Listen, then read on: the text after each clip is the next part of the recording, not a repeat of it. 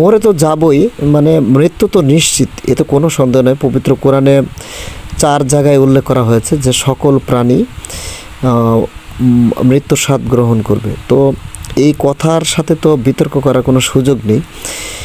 তো সব মিলিয়ে আমার মনে হচ্ছিল যে এই যে মৃত্যুর মতো একটা বাস্তবতাকে সামনে রেখেও আমরা শুধুমাত্র বেঁচে থাকার লড়াই মানে বোকার মতো কিভাবে মানে আমরা করে যাচ্ছি বা করি, এটা আসলে একটু ভাবলে কিন্তু অদ্ভুত লাগে। আসলে মানুষ হিসেবে আমরা এমনি অদ্ভুত। আসসালামু আলাইকুম, সকলকে অভিনন্দন জানাচ্ছি আজকের এই ছোট্ট ভিডিওতে। টেকনাফ উপজেলার সাবরাং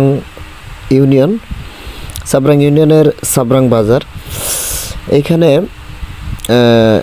সময়ের বা বর্তমান সময়ের জন্য খুবই চমৎকার একটি উদ্যোগ। এখানে একটা জিমনেশিয়াম দেওয়া হয়েছে। তো জিমে গিয়েছিলাম দেখার জন্য আসলে হচ্ছেটা কি বা এখানে আছে কি। এখানে আমার সাথে আরও 2জন কলিগ, আমার 2জন সহকর্মী, 2জন স্যার, এই যে দেখতে পাচ্ছেন স্যাররা এখানে জিম করেন।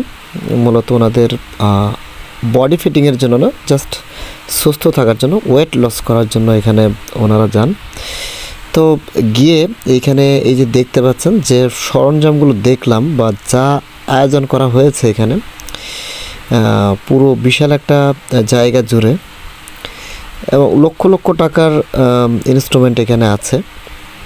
মোটামুটি যদি আমার ভুল না হয় মেবি 15 থেকে 20 লক্ষ টাকার মতো ইনস্ট্রুমেন্ট আছে আর কি। এটা আমার আইডিয়া, আমি যতটুকু জানি আর কি এগুলোর রেট সম্পর্কে। বাস্তবতা যারা দিয়েছেন বা যারা করেছেন তারা বলতে পারবেন।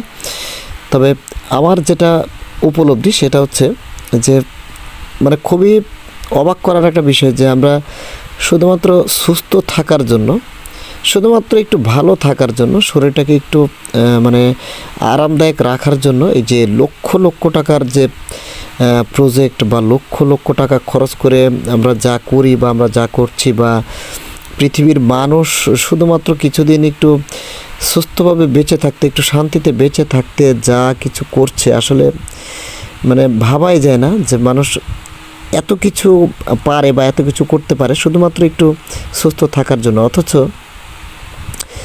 মানে হয়তো কথাগুলো একটু আধ্যাত্মিক মনে হতে পারে অনেকের কাছে। জাস্ট আমার যাওয়ার পরে মনে হলো, আমি স্যারদেরকে বলেছি যে আসলে আমাদের বাস্তবতাটা কত ভয়ঙ্কর।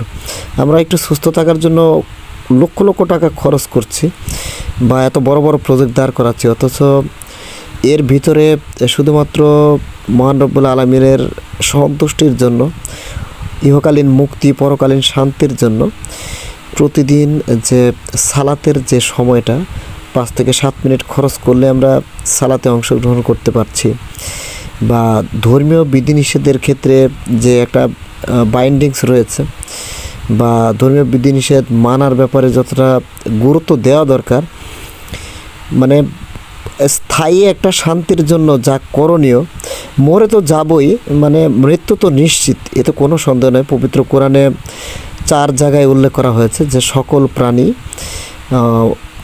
মৃত্যুর স্বাদ গ্রহণ করবে। তো এই কথার সাথে তো বিতর্ক করার কোনো সুযোগ নেই। তো সব মিলিয়ে আমার মনে হচ্ছিল যে এই যে মৃত্যুর মতো একটা বাস্তবতাকে সামনে রেখেও আমরা শুধুমাত্র বেঁচে থাকার লড়াই মানে বোকার মতো কিভাবে মানে আমরা করে যাচ্ছি বা করি, এটা আসলে একটু ভাবলে কিন্তু অদ্ভুত লাগে। আসলে মানুষ হিসেবে আমরা এমনি অদ্ভুত, এমনি যা করি যা ভাবি এগুলো আসলে অবাক করার মতোই বা অদ্ভুত মানে চিন্তাভাবনায় আসলে আমরা করি। তো সব মিলে আমার মনে হচ্ছিল যে আমাদের চিন্তা চেতনা, মানে দৈনন্দিন জীবনের সার্বিক যে বিষয়গুলো, এগুলো নিয়ে আসলে একটু গভীরভাবে ভাবা উচিত। মহান রব্বুল আলামিন আমাদের